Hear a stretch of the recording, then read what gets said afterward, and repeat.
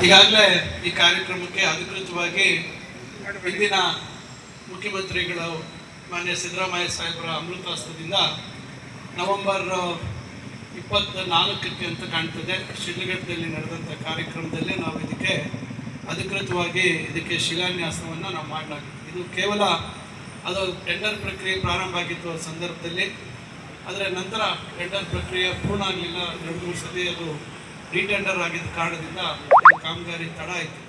ಅದರಿಂದ ಈಗಾಗಲೇ ಇದಕ್ಕೆ ಕಾಮಗಾರಿಗೆ ನಾವು ಅಧಿಕೃತವಾಗಿ ಇಂದಿನ ಮುಖ್ಯಮಂತ್ರಿಗಳಾಗಿರ್ತಕ್ಕಂಥ ಸಿದ್ದರಾಮಯ್ಯ ಸಾಹೇಬರು, ಅಂದಿನ ಉಪಮುಖ್ಯಮಂತ್ರಿಗಳಾಗಿರ್ತಕ್ಕಂಥ ಡಿ.ಕೆ. ಶಿವಕುಮಾರ್ ಅವರು ಮತ್ತು ಎಲ್ಲರ ಸಮ್ಮುಖದಲ್ಲಿ ಅದಕ್ಕೆ ಶಿಲಾನ್ಯಾಸವನ್ನು ಏರ್ಪಡಿಸಲಾಗಿದೆ. ಈಗ ಸರಳವಾಗಿ ಇದು ಕಾಮಗಾರಿ ಪ್ರಾರಂಭ ಮಾಡುವಂಥದ್ದಕ್ಕೆ ಮಾತ್ರ ನಾವು ಇವತ್ತಿಲ್ಲಿ ಕಾರ್ಯಕ್ರಮ ಇಟ್ಕೊಂಡಿದ್ದೀವಿ. ಈ ಕಾರ್ಯಕ್ರಮದ ವೇದಿಕೆಯಲ್ಲಿ ಉಪಸ್ಥಿತರಿರ್ತಕ್ಕಂಥ ನಮ್ಮ ತಾಲೂಕಿನ ಗ್ಯಾರಂಟಿ ಸಮಿತಿಯ ಅಧ್ಯಕ್ಷರು ಹಿರಿಯರಾಗಿರ್ತಕ್ಕಂಥ ಮನೋಣ್ಣಪ್ಪನವರೇ, ನಮ್ಮ ಚಿಂತಾಮಣಿ ನಗರಾಭಿವೃದ್ಧಿ ಪ್ರಾಧಿಕಾರದ ಅಧ್ಯಕ್ಷರಾಗಿರ್ತಕ್ಕಂಥ ನಮ್ಮ ಶ್ರೀನಾಥ್ ಅವರೇ, ಮತ್ತೊಬ್ಬರು ಕೃಷಿಕ ಸಮಾಜದ ಅಧ್ಯಕ್ಷರಾಗಿರ್ತಕ್ಕಂಥ ಜಯರಾಮ್ ರೆಡ್ಡಿ ಅವರೇ, ಚೀಮೂಲ್ನ ನಿರ್ದೇಶಕರಾಗಿರ್ತಕ್ಕಂಥ ನಮ್ಮ ಅಶ್ವತ್ಥನಾರಾಯಣ ಬಾಬು ಅವರೇ, ಅಶೋಕ್ ರೆಡ್ಡಿ ಅವರೇ, ಮುರಳಿ ಸೂರ್ಯಪ್ರಕಾಶ್ ಅವರೇ, ಶ್ರೀನಿವಾಸ್ ಅವರೇ, ಶಿವಶಂಕರ್ ಅವರೇ, ಜಯಂತ್ ಅವರೇ, ಪ್ರಭು ಅವರೇ, ನಗರಸಭೆಯ AW ಅವರಾಗಿರ್ತಕ್ಕಂಥ ರಘುನಾಥ್ ಅವರೇ, ನಮ್ಮ ಈ ಒಂದು ಕಾಮಗಾರಿಯ ಗುತ್ತಿಗೆದಾರರಾಗಿರ್ತಕ್ಕಂಥ ಸುಬ್ಬಾರೆಡ್ಡಿ ಅವರೇ, ಅವರ ಪುತ್ರರಾಗಿರ್ತಕ್ಕಂಥ ಗೌತಮ್ ಅವರೇ, ಹಾಗೂ ವೇದಿಕೆ ಮುಂಭಾಗದಲ್ಲಿ ಉಪಸ್ಥಿತರಿರುವ ನಮ್ಮ ಎಲ್ಲ ಹಿರಿಯ ಮುಖಂಡರೇ, ಸ್ನೇಹಿತರೆ, ಬಂಧುಗಳೇ, ಈ ಭಾಗದ ಎಲ್ಲ ನಾಗರಿಕರೇ, ಮಾಧ್ಯಮ ಮಿತ್ರರೇ, ಇದು ದಿನಗಳ ಕನಸು. ಕಳೆದ 2004ರಿಂದ 2013ರ ಅವಧಿಯ ಒಳಗೆ ನಾನು ನಗರದಲ್ಲಿ ಅಭಿವೃದ್ಧಿ ಕೆಲಸಗಳನ್ನು ಪ್ರಾರಂಭ ಮಾಡಿದಂಥ ಸಂದರ್ಭದಲ್ಲಿ ಇಡೀ ಬೆಸ್ಕಾಂನ ವ್ಯಾಪ್ತಿಯಲ್ಲಿ ಪ್ರಪ್ರಥಮವಾಗಿ ಬೆಂಗಳೂರನ್ನು ಹೊರತುಪಡಿಸಿ ಕೇಬಲ್ ಅಳವಡಿಕೆಗೆ ಚಾಲನೆ ಕೊಟ್ಟಿರ್ತಕ್ಕಂಥದ್ದು ಹಿಂದೆ ಮಣಿವಣ್ಣನ್ ಅಂತಕ್ಕಂಥ IAS ಅಧಿಕಾರಿಗಳು ಇದ್ದಾರೆ. ಅವರು ಬೆಸ್ಕಾಂನ MD ಇದ್ದಂಥ ಸಂದರ್ಭದಲ್ಲಿ ನಾನು ಅವರಿಗೆ ವಿನಂತಿ ಮಾಡಿ 3 ಕೋಟಿ ರೂಪಾಯಿಯನ್ನು ಚಿಂತಾಮಣಿಯ ನಮ್ಮ ಕೋಲಾರ ವೃತ್ತದಿಂದ ಗಜಾನನ ಸರ್ಕಲ್ವರೆಗೂ ಅಲ್ಲಿವರೆಗೂ ಕೇಬಲ್ ಹಾಕಬೇಕು ಅಂತ ಹೇಳಿ, ಮತ್ತು ಬಹುಶಃ ಇನ್ನು ಮುಂದೇನೂ ತಗೊಂಡು ಹೋಗ್ಬೇಕು ಅಂತ ಹೇಳಿ ಒಂದು ಪ್ರಯತ್ನ ಮಾಡಿದೆ. ನಂತರ ನಾನು ಇದಕ್ಕೆ ಒಂದು ಒಳ್ಳೆ ಆಧುನಿಕ ತಂತ್ರಜ್ಞಾನದ ಸ್ಪರ್ಶ ಆಗಬೇಕು ಅಂತ ಹೇಳಿ ಏನು MG ರಸ್ತೆ ಅಭಿವೃದ್ಧಿಯನ್ನು ನಾವು ತೆಗೆದುಕೊಂಡಿದ್ವಿ. ಸುಮಾರು 15 ಕೋಟಿ ರೂಪಾಯಲ್ಲಿ MG ರಸ್ತೆ ಪಾದಚಾರಿ ಮಾರ್ಗ ಫುಟ್ಪಾತ್ನ ಅಭಿವೃದ್ಧಿಯನ್ನು ತೆಗೆದುಕೊಂಡಿದ್ವಿ. ಫುಟ್ಪಾತ್ ಹೆಂಗೆ ಅಂದರೆ ಗ್ರನೈಟ್ ಫುಟ್ಪಾತ್ ಆಗಬೇಕು ಅಂತ ಹೇಳಿ ಚೇಳೂರು ಸರ್ಕಲ್ಲಿಂದ ಚೇಳೂರು ರಸ್ತೆ ಮತ್ತು ಕೋಲಾರ ಸರ್ಕಲ್ಲಿಂದ ಈ ಕಡೆ ಶಿಡ್ಲಘಟ್ಟ ಸರ್ಕಲ್ವರೆಗೂ ಎಲ್ಲೆಲ್ಲಿ ಸಾಧ್ಯ ಆಗುತ್ತೆ ಅಲ್ಲೆಲ್ಲ ಕಾಂಕ್ರೀಟ್ ಇದು ಗ್ರನೈಟ್ ಫುಟ್ಪಾತು, ಗ್ರನೈಟ್ ಕರ್ವ್ ಬಹುಶಃ ಬೇರೆ ಎಲ್ಲೂ ಮಾಡಿರಲಿಲ್ಲ. ನಾನು ಅಂದು ಇದ್ದಂಥ PWD ಸಚಿವರಾಗಿದ್ದಂಥ ಉದಾಸಿ ಅವರನ್ನು ಒಪ್ಪಿಸಿ ಮೊದಲು ಹಾವೇರಿಯಲ್ಲಿ ಮಾಡಿಸುವಂಥದ್ದಕ್ಕೆ ಅವರಿಗೆ ಪುಸಲಾಯಿಸಿ ಅವರು ಹಾವೇರಿಯಲ್ಲಿ ಮಾಡಿದ ಮೇಲೆ ನಂತರ ಚಿಂತಾಮಣಿಗೆ ನಾನು 15 ಕೋಟಿ ರೂಪಾಯಿ ಅವತ್ತು ತೆಗೆದುಕೊಂಡಿದ್ದೆ. ಸುಮಾರು 1 ವರ್ಷ ಟೆಂಡರ್ ಪ್ರಕ್ರಿಯೆ ತಡ ಆಯಿತು. ಕಾರಣ ಗ್ರನೈಟ್ ಕೆಲಸ ಮಾಡಿರ್ತಕ್ಕಂಥ ಗುತ್ತಿಗೆದಾರರು ಸಿಗದೇ ಇರೋ ಕಾರಣದಿಂದ ತಡ ಆಯಿತು. ಅದರಲ್ಲಿ ನಾವು ಈ ಅಂಡರ್ಗ್ರೌಂಡ್ ಕೇಬಲ್ಗೆ ಡಕ್ಟಿಂಗ್ ಮಾಡಿದ್ವಿ. ಡಕ್ಟಿಂಗ್ ಅಂದರೆ 1 ಅಡಿ ಗಾತ್ರದ 1 ಅಡಿ ವಿಸ್ತಾರದ ಸಿಮೆಂಟ್ ಪೈಪನ್ನು ಚೇಳೂರು ರಸ್ತೆ ಮತ್ತು ಕೋಲಾರ ರಸ್ತೆಯಲ್ಲಿ ನಾವು ಚೇಳೂರು ಸರ್ಕಲ್ವರೆಗೂ ಹಾಕ್ಸಿರುವಂಥದ್ದಿದೆ. ಈಗಲೂ ನೀವು ಫುಟ್ಪಾತ್ನಲ್ಲಿ ಇರ್ತಕ್ಕಂಥ ಕಲ್ಲನ್ನು ಎತ್ತಿಬಿಟ್ಟು ಕೆಳಗಡೆಗೆ ಹಾಕಿದ್ರೆ ಈಗ ಅಲ್ಲಿ ಕೇಬಲ್ ಇದೆ, ಡಕ್ಟಿಂಗ್ ಆಗಿದೆ. ಆವಾಗ ಮಣಿವಣ್ಣನ್ ಅವರಿಗೆ ಕೇಳಿ ನಾನು 3 ಕೋಟಿ ರೂಪಾಯಿ ಕೇಬಲ್ಗೆ HT ಲೈನ್ಗೆ ನಾನು ಮಂಜೂರು ಮಾಡಿಸಿದ್ದೆ. ಕೇಬಲ್ ಸಹ ಹಾಕಿದ್ರು. ಬಹುಶಃ ಭಾಳ ಪ್ರತಾಪ್ ನೋಡಿರ್ತಾರೆ, ಕೇಬಲ್ಲು ಎಳೆದಿದ್ರು. ಆವಾಗ ಸಮಸ್ಯೆ ಬಂತು.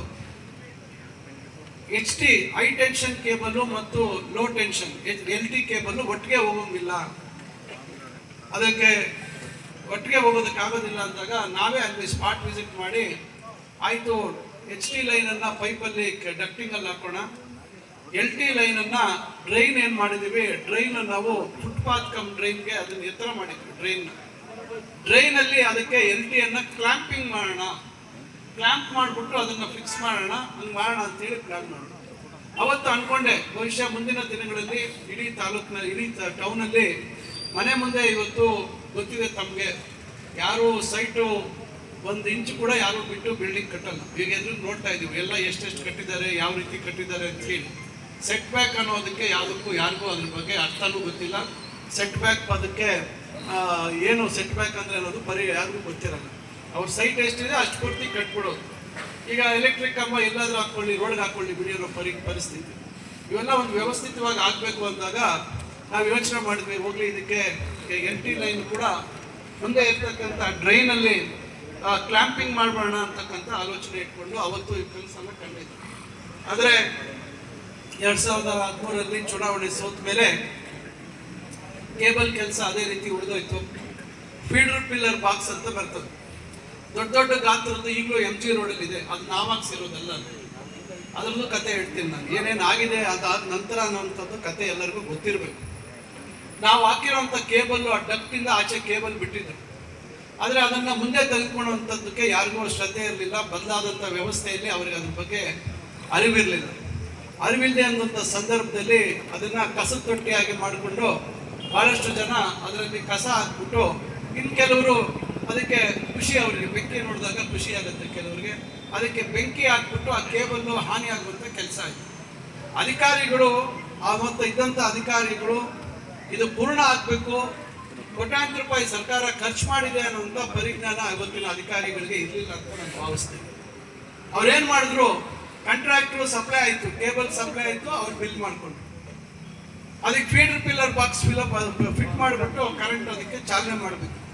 ಫೀಡರ್ ಪಿಲ್ಲರ್ ಬಾಕ್ಸು ನಾನು ಅಂಗಡಿಗಳ ಮುಂದೆ ಹೋಗಿ 2 ಅಂಗಡಿ ಮಧ್ಯದಲ್ಲಿ ಏನು ಗೋಡೆ ಬರುತ್ತೆ ಅಲ್ಲಿಗೆ ಹಾಕ್ತೀವಿ, ಯಾವುದೋ ಅಂಗಡಿಗೆ ನಿಮ್ಗೆ ಅಡ್ಡ ಆಗಲ್ಲ ಅಂತ ಹೇಳಿ ನಾನು ಅಲ್ಲಿ ಸಂಸಟಳ್ಳಿ ಹತ್ರ, ಆ ಕಡೆ ಚೋಟಟ್ಪಾಳ್ಯದ ಹತ್ರ ರೋಡಲ್ಲಿ ನಾನು ಅಲ್ಲಿ ಇರುವಂಥ ವ್ಯಾಪಾರಸ್ಥರು ಕೂಡ ಮಾತಾಡಿ ಹೇಳಿದ್ವಿ. ಈಗ ಫೀಡರ್ ಪಿಲ್ಲರ್ ಬಾಕ್ಸ್ ಭಾಳ ಸಣ್ಣದು ಬಂದಿದೆ. ಇವತ್ತು ನಮ್ಮ ಲೇಔಟಲ್ಲಿ ಹಾಕಿದ್ದೀವಿ. ಇವತ್ತು ಜೀನ್ ಬ್ಯೂನರ್ ಅಂತೇಳಿ ಒಂದು ಕಂಪ್ನಿದು ಭಾಳ ಕಾಂಪ್ಯಾಕ್ಟ್ ಆಗಿದೆ, ಸುಮಾರು 12-16 ಕನೆಕ್ಷನ್ ತೊಗೋಬೋದು ಒಂದು ಫೀಡರ್ ಪಿಲ್ಲರ್ ಬಾಕ್ಸಲ್ಲಿ. ಈಗ ಬೆಂಗಳೂರಿನಲ್ಲಿ ಎಲ್ಲ ಕಡೆ ಬೆಸ್ಕಾಂನವ್ರು ಎಲ್ಲ ಕಡೆ ಬಳಸಿದ್ದಾರೆ, ನಾವು ನಮ್ಮ ಲೇಔಟಲ್ಲಿ ಅದನ್ನು ಬಳಸಿದ್ದೀವಿ. ಇಲ್ಲಾಂದರೆ ಭಾಳ ದೊಡ್ಡದಾಗಿ ಇಷ್ಟು 4 ಅಡಿ ಅಗಲ ಬರೋಂಥದ್ದು ಇರ್ತಾಯಿತ್ತು. ಈಗೆಲ್ಲ 2 ಅಡಿ ಒಳಗೆ ಇರ್ತದೆ, ಯಾರಿಗೂ ಅಡ್ಡ ಆಗಲ್ಲ. ಆದರೆ ಇದನ್ನು ಯಾವುದು ಗಮನ ಕೊಡಲಿಲ್ಲ. ಆ ಸಂದರ್ಭದಲ್ಲಿ ಯಾರು ಗಮನ ಕೊಡದಿರ ಆ ಕೇಬಲ್ ಸುಟ್ಟೋಯ್ತು ಅಂತೇಳಿ ಆ ಕೇಬಲ್ ಸುತ್ತಿಟ್ಕೊಂಡು ಎಲ್ಲಿಟ್ಟಿದ್ದಾರೋ ಗೊತ್ತಿಲ್ಲ. ಸ್ಟೋರಲ್ಲಿ ಭದ್ರವಾಗಿ ಮರಿಗಿರಿ ಆಗಿದೆಯಾ? ದುಡ್ಡು ಯಾರ್ದು? ಸರ್ಕಾರದ ದುಡ್ಡು ಹೋಯ್ತು. ಇದ್ರ ಬಗ್ಗೆ ಯಾರು ಗಮನ ಕೊಡಲಿಲ್ಲ. ಎಷ್ಟು ಬುದ್ಧಿವಂತರು ನಮ್ಮ ಬೆಸ್ಕಾಂ ಇಲಾಖೆ ಅಧಿಕಾರಿಗಳು, ನಾನು ಹೇಳಲೇಬೇಕಾಗುತ್ತೆ. ನ್ಯಾಷನಲ್ ಹೈವೇ ಅವರು ಕೇಬಲ್ ಹಾಕಬೇಕು ಅಂತ ಬಂದರು. ಅವ್ರಿಗೆ ಹೇಳ್ಬೋದಾಗಿತ್ತು, ಆಲ್ರೆಡಿ ಇಲ್ಲಿ ಡಕ್ಟಿಂಗ್ ಇದೆ, ಕೇಬಲ್ ಇದೆ, ನೀವು ಇಲ್ಲಿ ಮಾಡಬೇಕಾಗಿಲ್ಲ. ಅವ್ರಿಗೊಂದು ಎಸ್ಟಿಮೇಟ್ ಮಾಡಿಕೊಟ್ರು. ಯಾಕಂದರೆ ಎಸ್ಟಿಮೇಟ್ ಮಾಡಿದ್ರೆ ಇವ್ರಿಗೆ ದುಡ್ಡು ಸಿಗುತ್ತೆ ಡಿಪಾರ್ಟ್ಮೆಂಟ್ ಅಲ್ವಾ? ಎಸ್ಟಿಮೇಟ್ ಮಾಡಿದ್ರೆ ಇವ್ರಿಗೆ ಡಿಪಾರ್ಟ್ಮೆಂಟ್ಗೆ ದುಡ್ಡು ಸಿಗ್ತದೆ. ಆ ಎಸ್ಟಿಮೇಟ್ ಮಾಡಿದ್ರು ನ್ಯಾಷನಲ್ ಹೈವೇ ಅವರು. ಎಸ್ಟಿಮೇಟ್ ಮಾಡಿಬಿಟ್ಟು ರೋಡ್ ಬದಿಯಲ್ಲಿ ಫುಟ್ಪಾತ್ ಏನು ನಮ್ಮದು ಕರ್ಬ್ ಹಾಕಿದ್ವಿ, ಹಿಂಗೆ ಗಡಿ ಕರ್ಬ್ ರೋಡ್ದು, ಆ ಕ್ಯಾರೇಜ್ ವೇ ಏನಂತ ಹೇಳ್ತೀವಿ ನಾವು, ಅದ್ರ ಕರ್ಬಲ್ಲಿ ಅಲ್ಲಿ ಅಗದ್ಬಿಟ್ಟು ಮತ್ತೆ ಕೇಬಲ್ ಹಾಕ್ತಾರೆ. ಏನು ರಾಜಣ್ಣ ಸತ್ಯ ಹೌದಲ್ಲ ಹೇಳ್ತಾರ ನಾನು? ಯಾಕಂದ್ರೆ ಹಾಕ್ಬಿಟ್ಟು ಆ ಫೀಡರ್ ಪಿಲ್ಲರ್ ಬಾಕ್ಸ್ನ ಎತ್ಕೊಂಡ್ಬಂದು ರೋಡ್ಗೆ ಅಡ್ಡ ಇಟ್ಟಿದ್ದಾರೆ. ಇಲ್ಲಿ ನಾಳೆ ಯಾವುದಾದ್ರೂ ಗಾಡಿ ಬಂದು ಹಿಂಗೆ ಕುದ್ದಿದ್ರೆ ಏನಾಗಬೇಕು ಪರಿಸ್ಥಿತಿ. ನಾನು ಸೋತಿದ್ರು ಸಹ ಇದನ್ನು ನೋಡಿ ನನಗೆ ತಡ್ಕೊಳಕ್ಕಾಗಲಿಲ್ಲ. ಮಾಹಿತಿ ಕೇಳಿದೆ. ಆಮೇಲೆ ಹೇಳಿದೆ, ಇದು ಏನಾದರೂ ಈ ಥರ ಯಾರಾದರೂ ವಾಹನ ಬಂದು ಗುದ್ದುಬಿಟ್ರೆ ಆ ಒಂದು ಫೀಡರ್ ಪಿಲ್ಲರ್ ಬಾಕ್ಸ್ಗೆ ಆಗುವಂಥ ನಷ್ಟಕ್ಕೆ, ಪ್ರಾಣಹಾನಿಗೆ ಯಾರು ಜವಾಬ್ದಾರಿ ಅಂದರೆ ಏನಿಲ್ಲ, ಅದು ಗುದ್ದಿದ ತಕ್ಷಣ ಬ್ರೇಕ್ ಡೌನ್ ಆಗಿಬಿಡುತ್ತೆ, ಕರೆಂಟ್ ಬರಲ್ಲ ಅಂತ ಹೇಳಿದೆ. ಅಂದರೆ ಇವತ್ತಿಗೆ ಅದು ಕೂಡ ಚಾಲೂ ಆಗಿಲ್ಲ. ಇವತ್ತಿಗೆ ಹಾಕಿರುವಂಥ ನ್ಯಾಷನಲ್ ಹೈವೇ ಅವ್ರು ಹಾಕಿರುವಂಥ ಕೇಬಲ್ಲು ಇವತ್ತಿಗೂ ಅದು ಚಾರ್ಜ್ ಆಗಿಲ್ಲ. ಆಗಿದೆಯಾ? ಯಾರಾದ್ರೂ ಗಮನಿಸಿದ್ದೀರಾ? ಆಗಿಲ್ಲ, ಇವತ್ತಿಗೂ ಆಗಿಲ್ಲ. ಫೀಡರ್ ಪಿಲ್ಲರ್ ಬಾಕ್ಸ್ ಭಾಗ ಡೋರ್ಗಳು ಕಿತ್ತೋಗಿದೆ, ಅದು ಹಿಂಗೆ ಮುಟ್ಟಿಗಳಿಗೆಲ್ಲ ಯಾರೋ ಅವರು ಇವರು ಅಲ್ಲಾಡಿಸಿ ಬಿಟ್ಟು ಹೋಗಿದ್ದು. ಅಂದ್ರೆ ಎಷ್ಟು ಯಾವ ರೀತಿ ವ್ಯವಸ್ಥೆ, ಇವೆಲ್ಲ ಗಮನಿಸದೆ ಅಂತ ಸಂದರ್ಭದಲ್ಲಿ ಏನು ಆಗ್ಬೋದು ಅನ್ನೋದನ್ನ ನಾನು ನಿಮ್ಮ ಮುಂದೆ ಹೇಳ್ತಾ ಇದ್ದೀನಿ. ನಾನು ಯಾವನ್ನೇ ಟೀಕೆ ಮಾಡಬೇಕು ಅಂತಲ್ಲ, ಯಾವ ರೀತಿ ಒಂದು ಆಡಳಿತ ನಡೆಸುವಂಥವರ ಗಮನ ಈ ಕಡೆ ಇಲ್ಲದೆ ಇದ್ರೆ, ಜವಾಬ್ದಾರಿ ಹೊತ್ಕೊಂಡವರ ಗಮನ ಈ ಕಡೆ ಇಲ್ಲದೆ ಇದ್ರೆ ಏನು ಆಗತ್ತೆ ಅನ್ನೋದನ್ನ ನಾನು ನಿಮಗೆ ಹೇಳಕ್ ಬಯಸ್ತಾ ಇದ್ದೇನೆ. ಅದರಿಂದ ಅವತ್ತಿನಿಂದ ನನಗಿತ್ತು ಇದೇನಾದ್ರೂ ಮಾಡಬೇಕು ಅಂತೇಳಿ. ನಾನು ಹೇಳಿದೆ ಶಿವಶಂಕರ್ ಅವ್ರಿಗೆ, ಶ್ರೀನಾಥ್ ಅವ್ರಿಗೆ ಹೇಳಿದೆ, ನೀವು ಎಸ್ಟಿಮೇಟ್ ಮಾಡಿ, ನಾನು ಜಾರ್ಜ್ ಸಾಹೇಬ್ ಹತ್ರ ಮಾತಾಡ್ತೀನಿ, ಏನಾದರೂ ಮಾಡಿ ಆ ಹಿಂದಿನ ಕನಸು ನನಸಾಗಬೇಕು. ಈ ಓವರ್ ಹೆಡ್ ಲೈನ್ಸು, ದೊಡ್ಡ ದೊಡ್ಡ ಸ್ಪನ್ ಪೋಲ್ಸು ಇವೆಲ್ಲ ಹೋಗ್ಬೇಕು, ಆದಷ್ಟು ಒಂದು ರೀತಿ ಬದಲಾವಣೆ ಆಗಬೇಕು ನಮ್ಮ ಟೌನಲ್ಲಿ ಅಂತ ಹೇಳಿ ನಾನು ಒಂದು ಎಸ್ಟಿಮೇಟ್ ರೆಡಿ ಮಾಡಿದಾಗ ಅವರು 1 ಕೋಟಿ 118-19 ಕೋಟಿಗೆ 116 ಕೋಟಿಗೆ ಮಾಡಿದ್ರು. ಏನೋ HT ಲೈನು ಮತ್ತು LT ಲೈನ್ ಕೂಡ.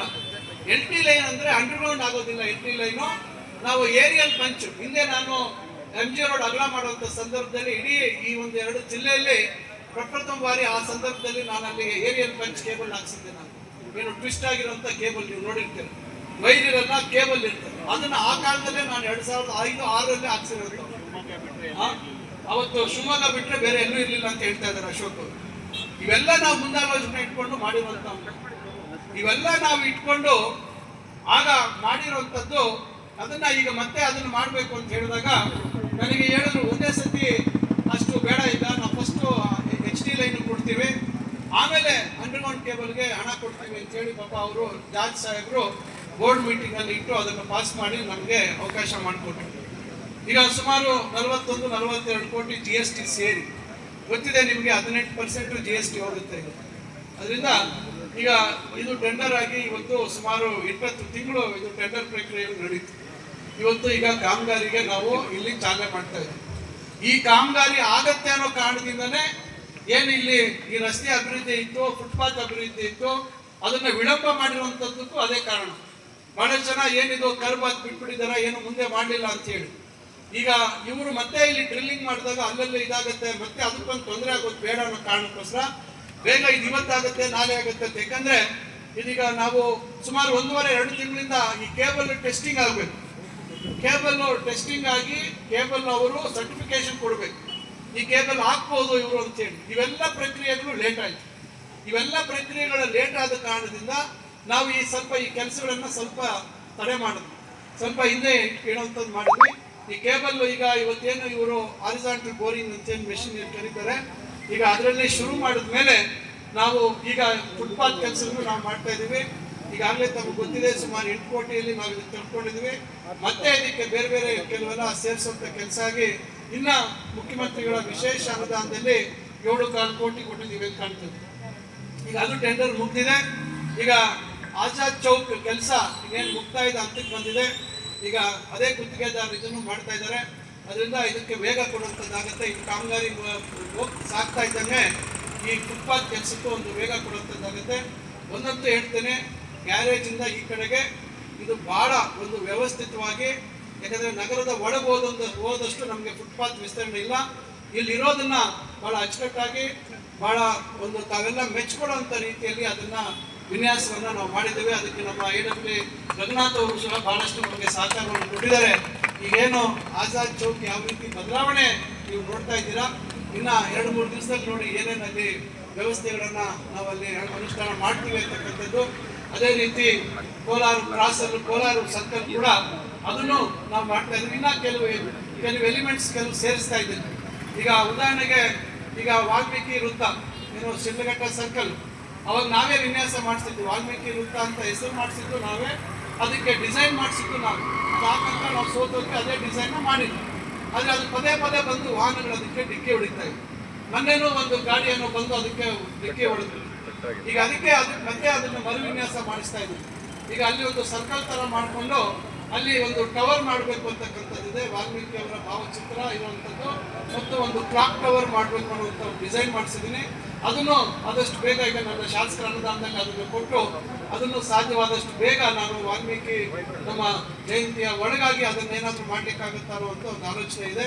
ಅದನ್ನು ಬಹಳ ಆಕರ್ಷಣೀಯವಾಗಿ ಮಾಡುವಂಥ ಒಂದು ಪ್ರಯತ್ನ. ಯಾಕಂದರೆ ಇವತ್ತು ಇವೆಲ್ಲ ಮಾಡ್ತಾ ಇರುವಂಥದ್ದು ಚಿಂತಾಮಣಿಯಲ್ಲಿ ಮೂಲಭೂತ ಸೌಲಭ್ಯ ಉನ್ನತ ಒಂದು ಉತ್ಕೃಷ್ಟ ಮಟ್ಟಕ್ಕೆ ಹೋಗಬೇಕು ಮತ್ತು ಆಕರ್ಷಣೀಯವಾಗಿರಬೇಕು ಅಂತಕ್ಕಂಥ ರೀತಿಯಲ್ಲಿ ಇವತ್ತು ನಾವು ಇದಕ್ಕೆಲ್ಲ ಒತ್ತು ಕೊಡುವಂಥ ಕೆಲಸವನ್ನು ಮಾಡ್ತಾ ಇದ್ದೀವಿ. ಅದರಿಂದ ಇವತ್ತು ಇಡೀ ನಗರದಲ್ಲಿ ಒಳಚರಂಡಿ ವ್ಯವಸ್ಥೆ ಕಾಮಗಾರಿ ಆಗ್ತಾ ಇದೆ, STP ಕಾಮಗಾರಿ ದೊಡ್ಡದಾಗಿ ಆಗ್ತಾ ಇದೆ.